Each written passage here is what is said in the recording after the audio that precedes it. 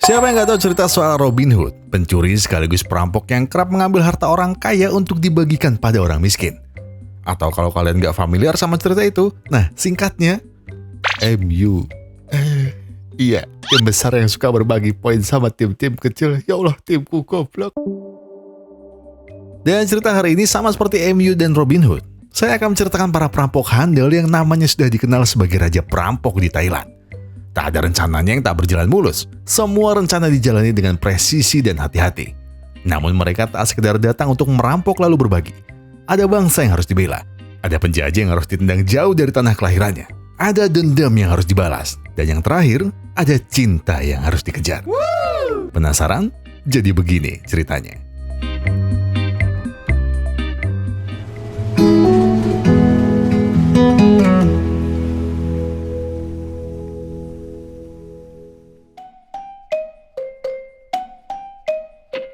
Kala itu, Perang Dunia Kedua seolah menjadi petaka bagi setiap negara kecil yang ada di dunia. Mereka diserang, dikekang, bahkan diperalat. Tapi gerakan perlawanan akan selalu ada di tengah-tengah negara yang telah sekarat dan sedang dikuasai oleh penjajah. Dulu, Thailand masih berada dalam jajahan Jepang. Mereka kerap kali membawa peralatan perang sekaligus harta jarahan mereka menggunakan jalur darat. Jalur-jalur yang bahkan tak begitu mereka pahami. Titik lemah itulah yang akhirnya dijadikan sasaran. Mereka tak hanya sekedar menjarah layaknya pemula, mereka menyusun rencananya dengan sangat jenius, sehingga tidak ada celah untuk Jepang sempat membalas.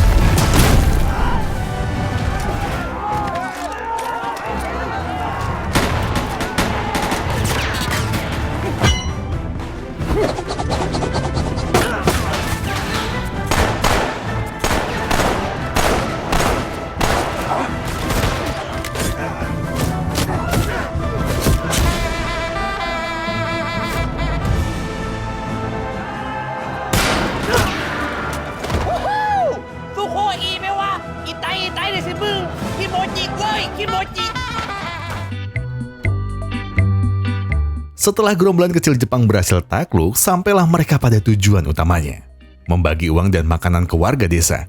Sementara itu untuk senjata akan mereka angkut ke markas. Tempatnya memang seperti barak, mulai dari kuda, tenda, bahkan senjata ada di sana. Kowah, dialah sang pemimpin sekaligus sang juru masak yang ada di sana. Kowah. Oh, shop. Kowah sendiri punya 4 anak asuh, anak yang ia selamatkan sebelum dijual di perbatasan negara. Dan mari saya perkenalkan dulu satu demi satu.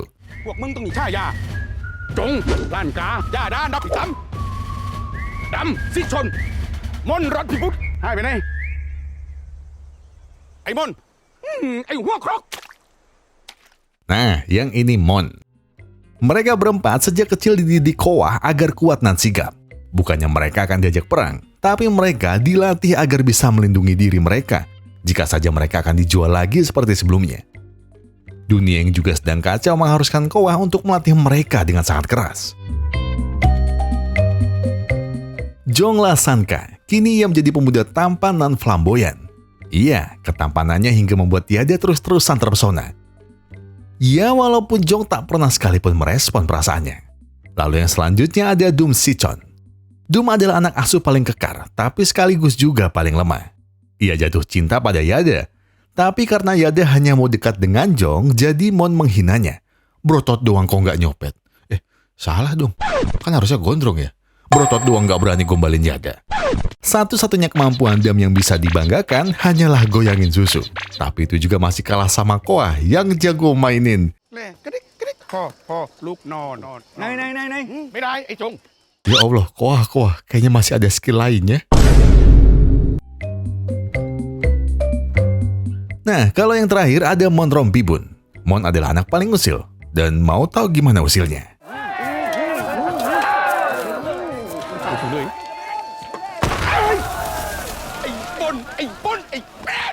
Wah, itu sih sudah tidak usil, Pak. Tapi di balik keusilan Mon, dialah satu-satunya anak asuh Mon yang bisa berbahasa Jepang dan bisa membaca huruf Jepang. Ilmu yang sangat berguna untuk baca pergerakan Jepang dalam kondisi seperti sekarang.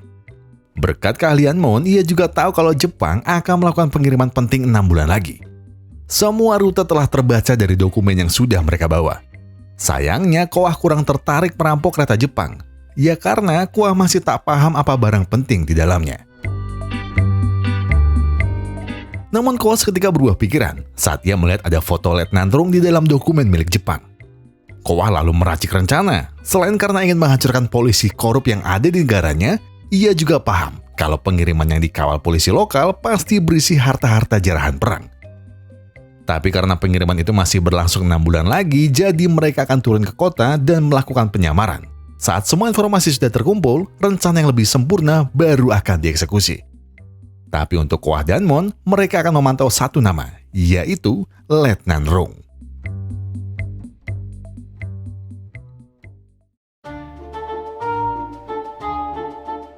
Beri Koah secangkir kopi, maka ia siap memantau rumah polisi korup sampai pagi.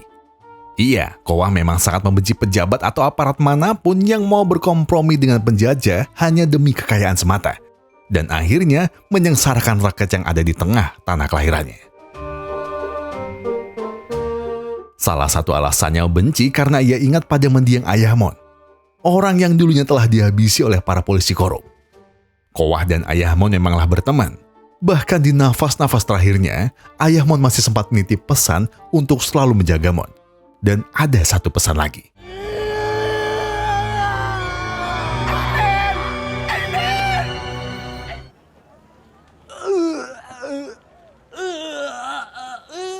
Kenny ya kok? Ya Allah, malah mendesak. Mon tak tahu apa maksud pesan ayahnya. Koah juga sama. Tak ada yang pernah tahu apa arti sebenarnya dari pesan itu. Tapi yang jelas mereka sekarang harus segera menyamar jadi kuli angkut di rumah Letnan Rung. Mereka tak benar-benar mengangkut karung-karung itu ke dalam. Koah dan Mon hanya membuangnya di depan pintu. Cara itu sengaja dilakukan demi mengalihkan perhatian pembantu yang ada di rumah Letnan Rung. Jadi Koah dan Mon bisa bebas masuk. Secara kebetulan siang itu Letnan Rung tak datang sendirian. Ia datang bersama Kolonel Maeda untuk membicarakan rencana penjajahan mereka berikutnya. Koah dan Mon cuma mendengar pembicaraan mereka dari luar pintu. Kolonel Maeda berterima kasih pada Letnan Rung karena telah menyediakan buruh untuk proyek kereta api Jepang. Namun ada kabar lain yang juga Maeda ceritakan. Kabar itu adalah perampokan yang dialami tentara Jepang. Maeda ingin Rung segera mengatasinya sebelum...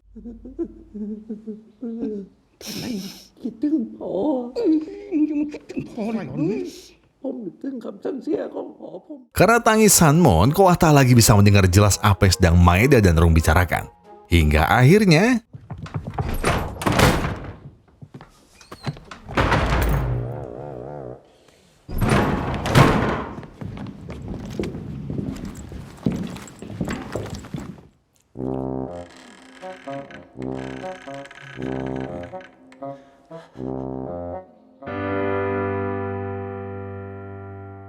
Namun sebenarnya ada satu cerita yang masih tersimpan. Dan cerita itu yang menjadi alasan kenapa Koah memutuskan untuk memulai misi ini setelah melihat wajah Letnan Rung. Ceritanya memang sudah sangat lama, tapi dendamnya masih terekam jelas di kepala. Dahulu kala, kekasih Koah yang bernama Chomchan dipaksa menikah dengan Rung. Koah tak terima lalu menculik kekasihnya secara paksa. Baku tembak pun terjadi. Sialnya, Rung justru kehabisan peluru. Dan ia malah menyandera warga sekitar, hanya agar Koah tidak melawan. Rung kebablas emosi. Ia lalu menghina pekerjaan Koah sebagai pencuri, dan tidak berseragam seperti dirinya yang seorang polisi. Koah pun marah dengan tuduhan itu. Dan sejak saat itulah, ia berniat untuk terus menjadi pencuri dan merepotkan hidup Rung. Selama kabur, Chomchan juga merawat 4 anak asuh Koah. Kecantikan Chomchan juga terus-terusan dipuji oleh Yada. Dan karena kedekatan Yada dengan Chomchan, Yada sering curhat. Ia hanya ingin bersama dengan Jong jika sudah besar nanti. Namun apa yang Koah lakukan ternyata membuatnya menjadi buronan di kota maupun di kampungnya. Terlebih lagi, Chomchan kini telah mengandung anak dari Koah. Mereka sudah mulai memikirkan beberapa nama untuk anak mereka nanti. Dan mereka telah setuju pada satu nama. Dan mereka juga tidak sabar menjadi orang tua yang sesungguhnya. Dan tak hanya menjadi orang tua dari 4 anak asuh yang Koah selamatkan. Namun sialnya, bahagia yang selama ini Koah rasakan seketika sirna saat ia diajak Chomchan untuk datang ke stasiun Khao Chum Tong.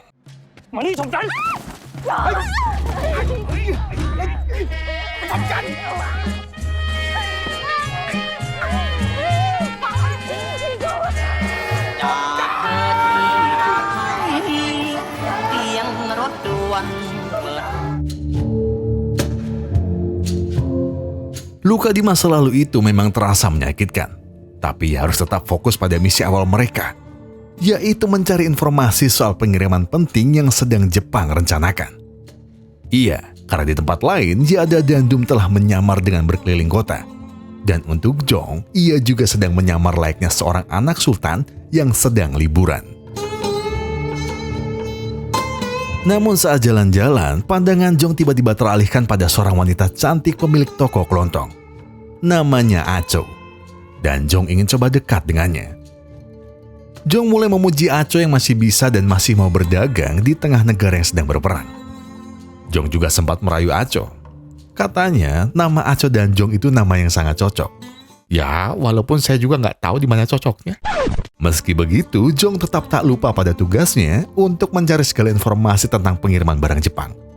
Biarpun pada akhirnya...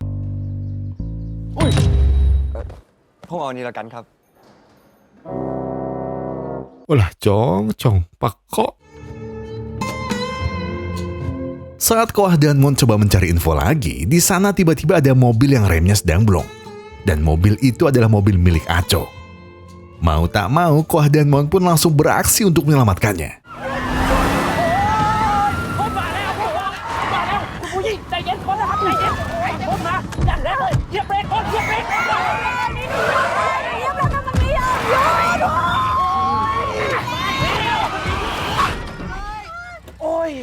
Antaranyaจังขับรถคุณผู้หญิงเพิ่งหัดขับรถใช่ไหมนี่ ใช่ค่ะเลย เป็นได้ไหม เฮ้ย ตัวอะไรอ่ะ Selain muka Koah yang jadi masalah, kini masalah baru muncul. Rumah Acho adalah rumah yang sama dengan rumah milik Letnan Rung. Dan Acho mengajak mereka untuk masuk. Koah tak siap jika harus diajak masuk lagi ke rumah Rung. Tapi ada satu hal yang lebih membuatnya tak siap. Acho memperkenalkan dirinya. Dan Koah ingat betul, nama Acho adalah nama yang ia inginkan bersama Chomchan kala itu. Sialnya, Koah tak bisa larut dalam pikirannya, karena Letnan Rung tiba-tiba datang. Wajah Koah yang dipenuhi dengan oli buangan knalpot membuatnya tak bisa dikenali oleh Rung. Sebagai rasa terima kasih, Acho menawari mereka pekerjaan. Koah menjadi supirnya, sementara Mon jadi tukang kebunnya. Mereka berdua menerima pekerjaan itu. Mereka akan menyamar di sana. Termasuk Koah yang menyamarkan namanya menjadi Uncle Cem. Uncle Cem, ya pokoknya Uncle lah. Namun yang harus Koah tahu, Rung sekarang tak hanya menjadi letnan. Ia kini masuk dalam jajaran komandan tinggi kepolisian karena telah mau bersekongkol dengan Jepang. Ia juga telah menjadi lintah darat yang mengikat rakyat sekitar dengan bunga pinjaman yang setinggi langit. Rung bahkan juga menjadi bandar judi untuk berbagai tarung sapi di desanya. Dan orang yang memberi kabar itu adalah Yada dan Dum. Yada dan Dum, Yada dan Dum, Yada dan Dum, Dum. Kayak lagu, cok. Di tempat yang lain, kedekatan antara Jong dan Acho akhirnya diketahui oleh Koah. Koah seolah tak terima, anak asuhnya yang biasanya cuma mandi seminggu sekali, kini dekat dengan Acho yang seorang primadona kota. Tapi Jong dan Koah mencoba sama-sama profesional. Ya, walau Koah geli juga kalau dengar gombalannya. ว่าจะเที่ยงแล้วคุณชมเพนหิ้วไหม หิวกันแดกตีนไปตา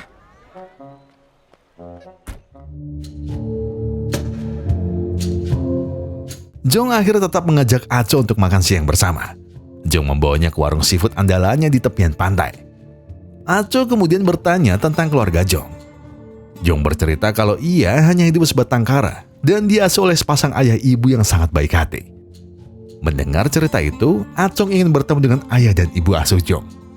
Jong pun sama, ia juga ingin bertemu dengan orang tua Aco suatu saat nanti. Aco lalu memberitahu kalau ia akan pergi ke Malaya bulan depan dan mungkin tak akan bisa bertemu dengan Jong. Jong kemudian melepas cincinnya. Ia sengaja memberikan cincin itu pada Aco agar Aco selalu mengingatnya saat di Malaya nanti. Aco lalu melepas kalungnya. Aco juga ingin Jong mengingatnya selama ia tak bisa bertemu dengannya. Segala kemesraan itu dilihat oleh Yada dari jauh.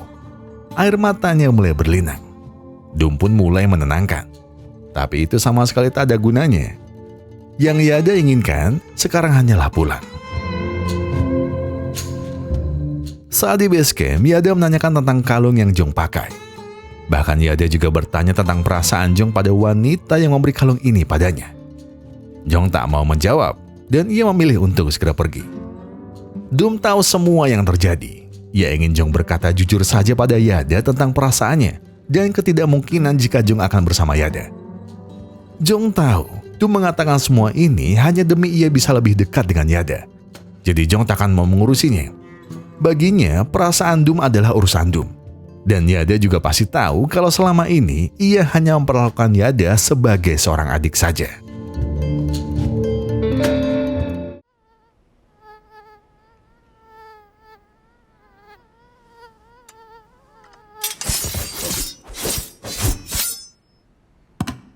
Jenderal Nakamura, dialah atasan Kolonel Maeda. Kedatangannya ke Thailand tentu saja karena Rung yang tak mampu mengatasi para perampok lokal yang telah menjarah tim logistik Jepang. Ia tak datang secara tiba-tiba. Kabar ini sebenarnya sempat Maeda sampaikan, tapi karena tangis Mon hari itu, jadi ia tidak mendengar informasi ini. Tapi sepertinya ada satu lagi yang harus Nakamura taklukkan dalam kunjungannya ke Thailand kali ini. Dan yang harus ia taklukkan adalah hati Aco. Nakamura langsung jatuh hati pada pandangan pertamanya kepada Aco.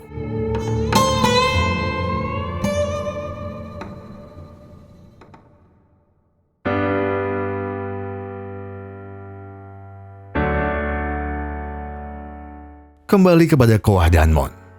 Ia memang masih bekerja di rumah Rung. Tapi setiap Rung ada di rumah, Koah selalu mengotori wajahnya sendiri, hanya demi tidak dikenali oleh Rung. Tak lama setelah Rung pergi, Koah melihat sebuah benda. Benda yang tak biasa dan mengandung banyak sekali kenangan bersama Chomchan. Dan demi bisa sedikit mengingat kenangan itu, Koah coba memainkan satu lagu favoritnya dulu dengan Chomchan.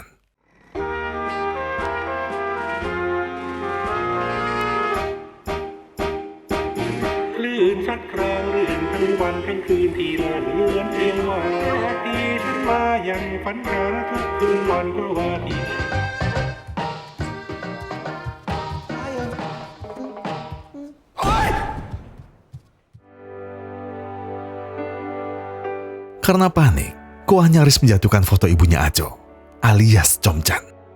Iya, Chomchan masih hidup dan kini sedang ada di Malaya. Aco bilang mungkin ibunya akan kembali minggu depan. Sebuah kabar yang mengharukan, sekaligus membuat hati Koah penuh dengan kebimbangan. Koah lalu menceritakan apa yang sebenarnya terjadi antara dirinya dengan Chomchan pada keempat anak asuhnya. Dulu mereka terlalu kecil untuk mendengar semua cerita ini. Namun dari sinilah Jong akhirnya sadar. Ternyata ibu Aco adalah ibu asuhnya dulu.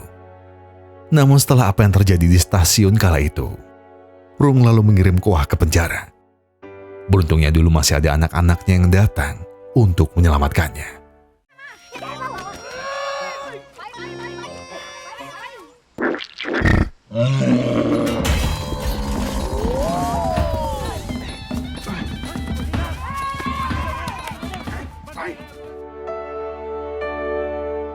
Sejak kabur hari itu, Koah selalu menganggap Chomchan telah tiada. Chomchan pun juga tak pernah mencarinya.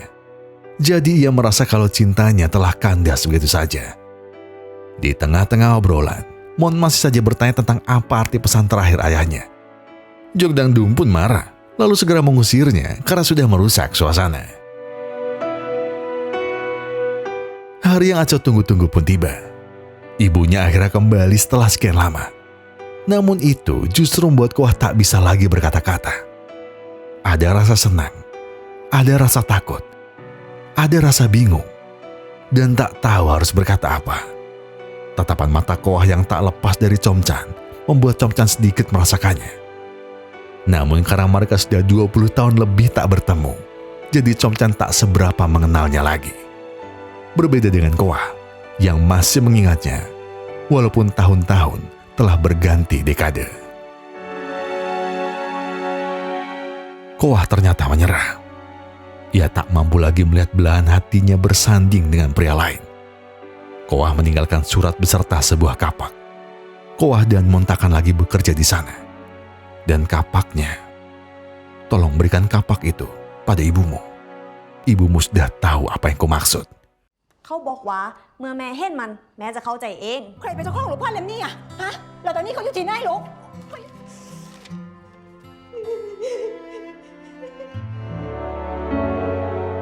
Kapak yang Koah berikan bukanlah kapak sembarangan. Comcan pernah menuliskan inisialnya dan inisial Koah dalam kapak itu. Koah kala itu berjanji untuk selalu menyimpan kapaknya. Dan kini, sudah waktunya baginya untuk mengembalikannya. Comcan tak berhenti menangisi pujian hatinya. Rung selama ini bilang pada Comcan kalau Koah telah tiada. Dan ternyata semua kabar itu adalah sebuah kebohongan. Di tengah pikiran Koah yang terus berisik memikirkan Comcan dan pertanyaan Mon tentang apa arti pesan terakhir ayahnya dulu, Yada masih saja menanyakan perasaan Jong pada Aco. Di mata Yada, Jong takkan mungkin bersanding dengan Aco. Ia hanyalah pencuri, perampok, atau mungkin bandit. Sementara Aco adalah anak polisi yang kerap berurusan dengan Jepang. Koah setuju dengan apa yang Yada bilang, dan ia minta Jong untuk putus dengan Aco sekarang juga. เร่งออกมาแล่แหมผู้ชายไม่ จัดฮะ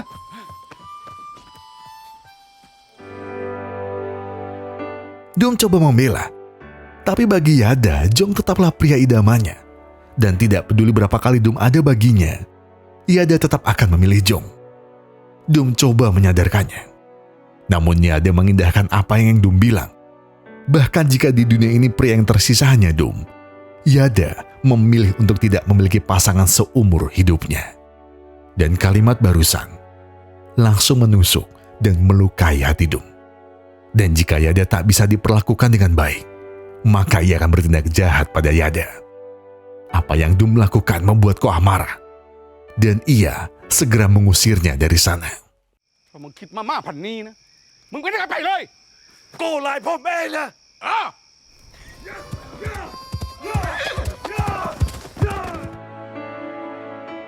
Di tempat lain, perjalanan keluarga Aco ke Malaya ternyata akan didampingi oleh Jenderal Nakamura. Tak sampai di situ, Nakamura juga izin pada Rung untuk berbicara empat mata dengan Aco. Dan itu tak hanya sekedar bicara. Nakamura juga membawakan oleh-oleh terbaik dari Jepang untuk Aco. Namun Aco nampak tak nyaman saat berbicara dengannya. Dan membuat gestur seolah-olah ia menolaknya. Nakamura mulai menaikkan nada bicaranya. Ia tidak pernah ditolak dalam urusan cinta. Dan jika Aco berani menolak, maka yang menjadi korbannya adalah ibu dan ayahnya. Kabar buruk ini segera Aco sampaikan pada Jong.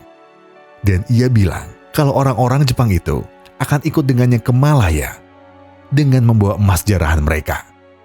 Informasi itu semakin diyakinkan oleh kabar dari Mon yang menyamar jadi pelayan di bar minuman tempat Kolonel Maeda minum. Mereka menceritakan semua rencananya dengan bahasa Jepang, tanpa ia tahu kalau Mon ada di sana dan ia juga mengerti bahasa Jepang.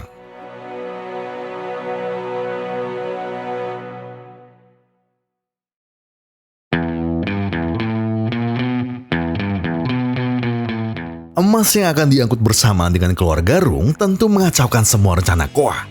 Namun Koah segera punya rencana jenius yang baru. Untuk urusan Rung, Koah akan turun tangan sendiri. Koah akan membalaskan dendamnya karena istrinya telah diculik dan dibohongi selama 20 tahun.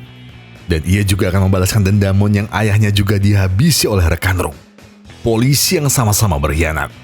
Dan jika semua masalah dimulai di stasiun Kaohsiung, maka Koah juga akan menyelesaikannya di sana. Sebelum mereka memulai semua misinya, Koa harus membeli amunisi untuk perampokan besarnya hari ini. Menurut informasi yang Jong dapat, emasnya akan hampir mengisi 1 gerbong penuh. Atau jika diperkirakan, beratnya mencapai 29 ton. Dan kalau kalian bingung, jika semua emas itu dirupiahkan, maka nilainya mencapai 55,9 triliun rupiah. Itu duit semua, pengen. Karena misi ini tak hanya sekedar perampokan, ada juga niat untuk membasmi penjajahan. Jadi mafianya tak akan meminta uang yang besar. Bahkan ia menggratiskan seluruh dinamit yang ada di gudangnya untuk membasmi Jepang dari tanah air mereka. แม่งสะใจกูจริงๆให้เละเทะไปเลย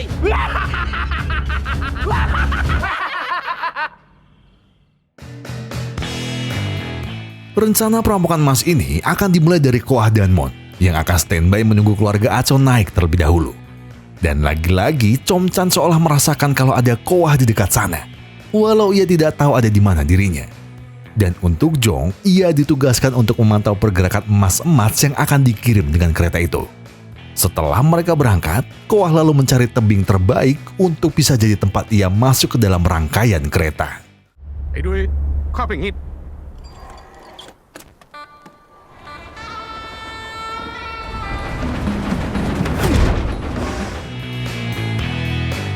Koah kini berhasil berada di kereta yang sama dengan keluarga Acho dan segerbong emas yang jadi incaran mereka. Koah masih sempat menyamar menjadi tentara Jepang demi mengelabui mereka. Dan saat waktunya tiba, maka giliran Jong untuk tampil.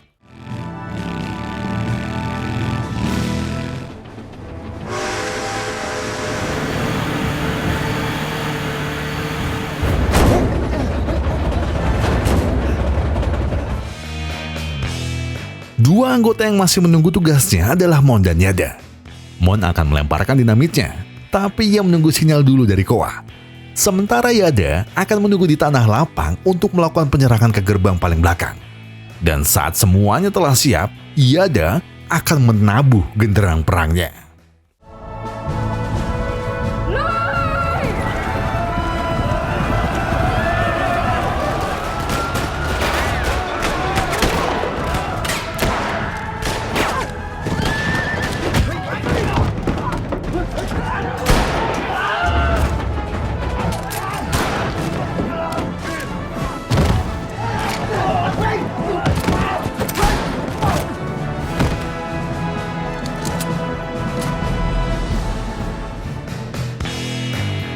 Menurut rencana Koah, gerbong emas ada di depan gerbong para tentara Jepang. Tapi ia ternyata salah, gerbongnya kosong. Koah sadar kalau mereka telah dijebak. Dan jebakan itu nyata adanya, karena kini pasukannya adalah yang dieksekusi oleh para pasukan kolonel Maeda. Usut punya usut, Maeda sudah tahu kalau Mon kala itu sedang menyamar. Mulai dari Mon yang keceplosan bisa bicara bahasa Jepang, hingga semua gerak-geriknya telah Maeda baca. Jadi kali ini, Jepang berbalik unggul.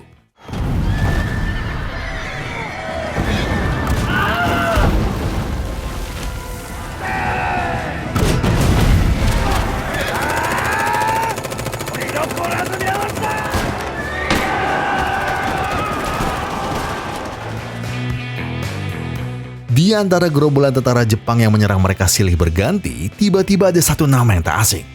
Dialah Doom. Iya, selain informasi yang Maeda dapat sendiri, rencana bocoran lainnya juga didapat dari Doom yang merasa dikhianati oleh ayah asuhnya sendiri.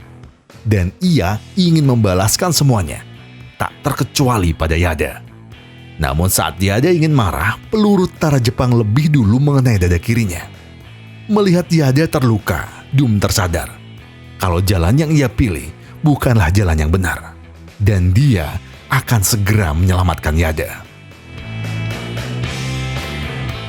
Urusan Yada dan Doom belum selesai. Begitu pula urusan Jong dan Koah di kereta. Kini ia sudah sampai di gerbong berisi emas batangan 29 ton.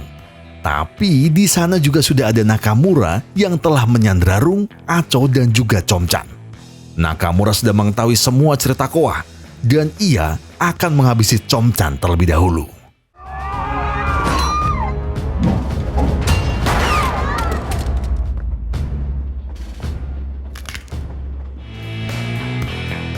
Jong dan Koah tentu tidak akan tinggal diam. Dan saat Nakamura mulai mengeluarkan senjatanya, Jong juga segera menodongkan pistol miliknya.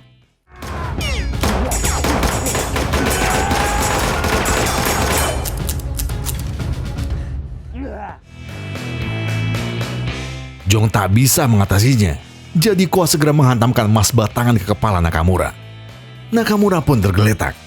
Jong segera diminta untuk menyelamatkan Chomchan dan Acho, karena Koa akan adu lawan satu menghadapi Jenderal Nakamura.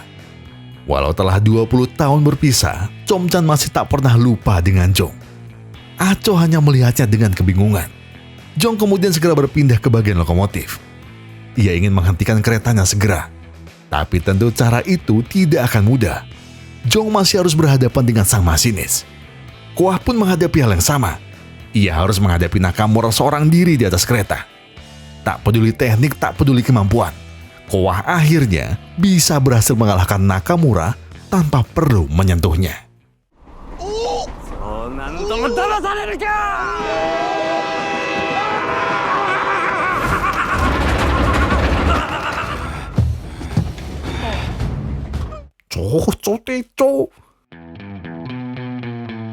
Namun, apa yang baru saja terjadi belum membuat Nakamura tunduk begitu saja, karena ia masih bisa bangkit dan kembali menyerang Koa. Beruntungnya, Koa masih bisa menghindari serangan demi serangannya. Hingga akhirnya, dinamit yang ia bawa menjadi akhir dari pertempuran mereka. Sekaligus menjadi sinyal yang salah diterima oleh Mon.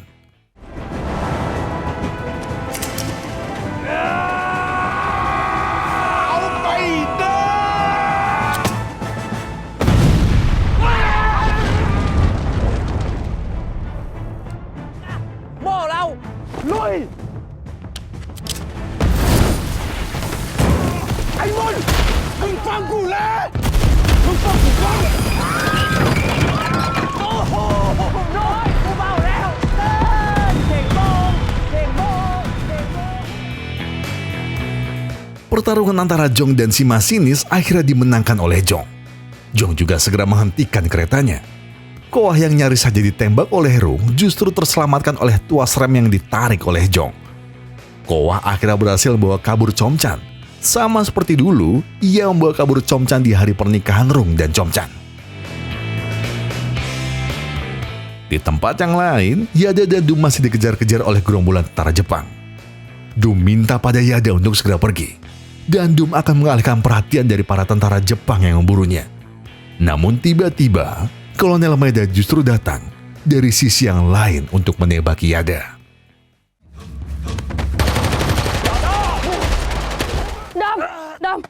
Dam!อย่างน้อย Dam!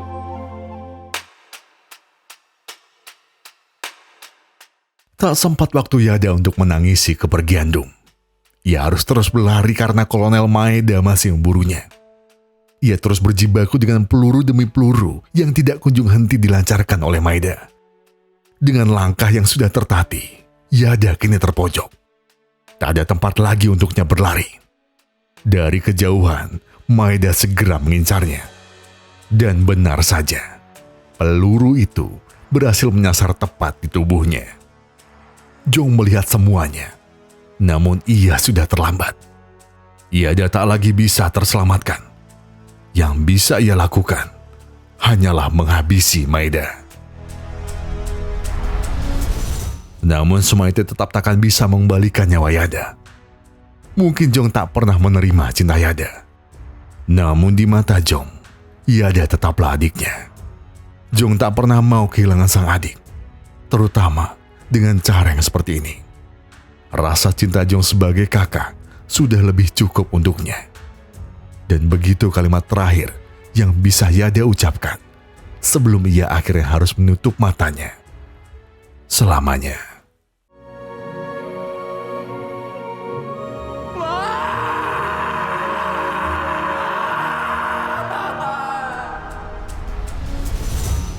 Di tempat yang lain, Koa masih terus mencari cara untuk bisa kabur dari kejaran Rung. Karena kondisi yang kian tersudut, Koa tak punya pilihan lain selain meninggalkan Chomchan. Chomchan sempat bilang kalau ia tidak mau berpisah lagi dengan Koa. Koah menenangkan dan bilang, setelah semua ini, mereka takkan pernah terpisah lagi selamanya. Sampailah mereka berdua di tanah yang lapang.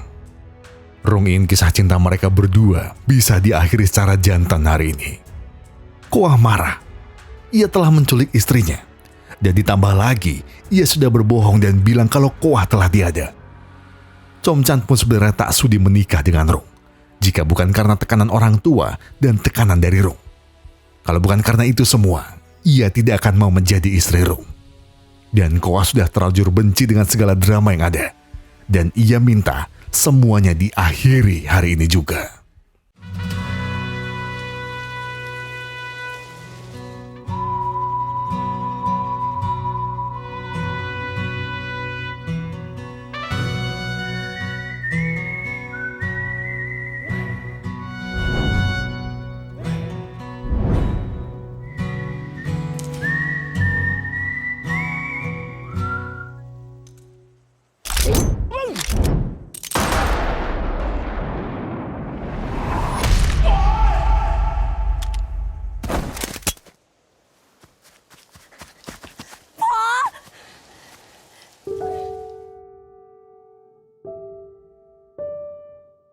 Terkejut melihat ayahnya ditembak, Aco lalu mengambil pistol ayahnya dan kemudian menembak Koah. Dan dalam sekali pelatuk itu ditarik, satu peluru akhirnya bersarang tepat di dada Koah. Dan Koah tak lagi bisa bangkit. Rung masih sempat bangkit dan segera merebut kembali pistol yang Aco pegang. Rung ingin menghabisi Koah dengan tangannya sendiri. Sayangnya, ia tidak melihat kalau ada istrinya yang coba melindungi Koah. Hingga akhirnya, peluru itu juga bersarang tepat di dada Comcan.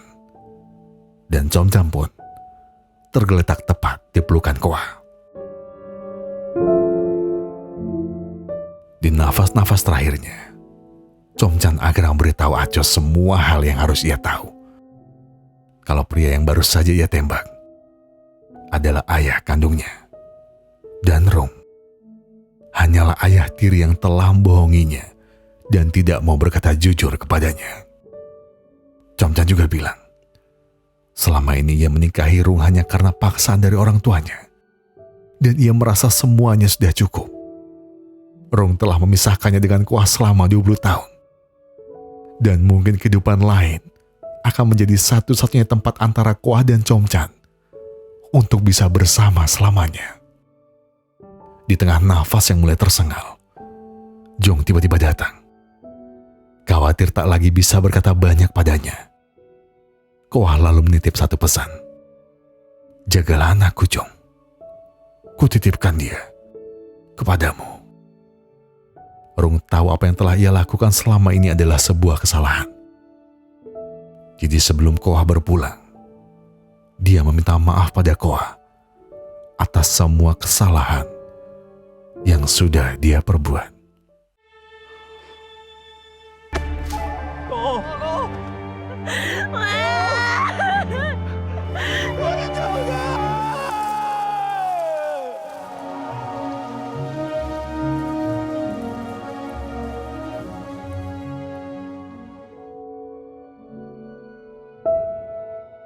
Enam tahun setelah tragedi hari itu terjadi, Jong kini memiliki anak bersama Aco. Dan demi mengenang orang tua mereka, Jong dan Aco pun berziarah ke sana. Jong mengenal kembali hari-hari indahnya dulu saat masih diasuh oleh Koah. Di batu nisan Koah dan Comcan ada setangkai daun yang tertata rapi. Dan itu menandakan kalau Mon terlebih dulu sampai di sana. Koah mungkin telah tiada, tapi segala jasanya akan selalu Jong dan Mon kenang selamanya. Dan begitu pula dengan kebaikan Koah saat ia masih menjadi sopir Aco. Aco akan selalu mengenangnya, walau ia masih menyayangkan, karena ia belum sempat berbakti pada ayah kandungnya.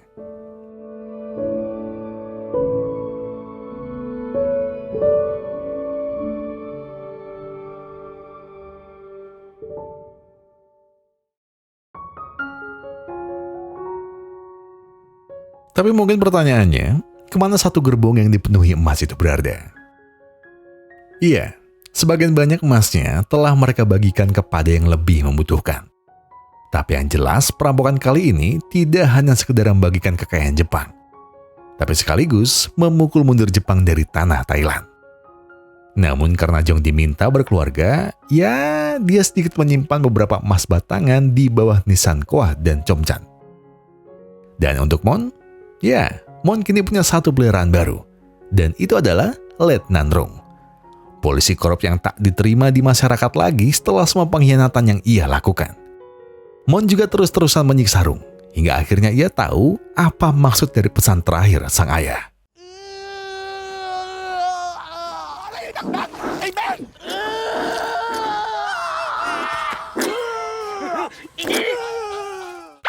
Oh, diremes, cocote. Ya, di balik kisah cinta yang rumit, film ini banyak sekali adegan-adegan yang ya Allah, gak kuat nontonnya. Sumpah, saya cowok cuma gitu doang bisa aja ngomong sambil ketawa. Jadi ya, saya saranin buat kalian yang punya kayak Netflix ataupun bisa cari-cari di luar sana, kalian bisa dimasukin lah ke watchlist kalian daripada malah nonton yang enggak kan di situ. Biarpun saya juga nge-save yang enggak sih ya. Maksudnya yang enggak malah salah ngomong. Nah, tapi satu bagian seru dari film ini dan cukup menyentil di bagian endingnya ya jelas ada di part Letnan Rung. Setelah negaranya bebas dan merdeka, justru ialah yang tersiksa. Jabatan jelas sudah dicopot. Masyarakat sekitar juga tidak ada yang mau menerimanya. Nah, hukuman yang paling cocok dan paling benar ya cuma itu, diremes. Pengkhianat negara tak selalu dihukum dengan besi dan jeruji. Kadang juga boleh kalau hukumannya diganti sentil biji.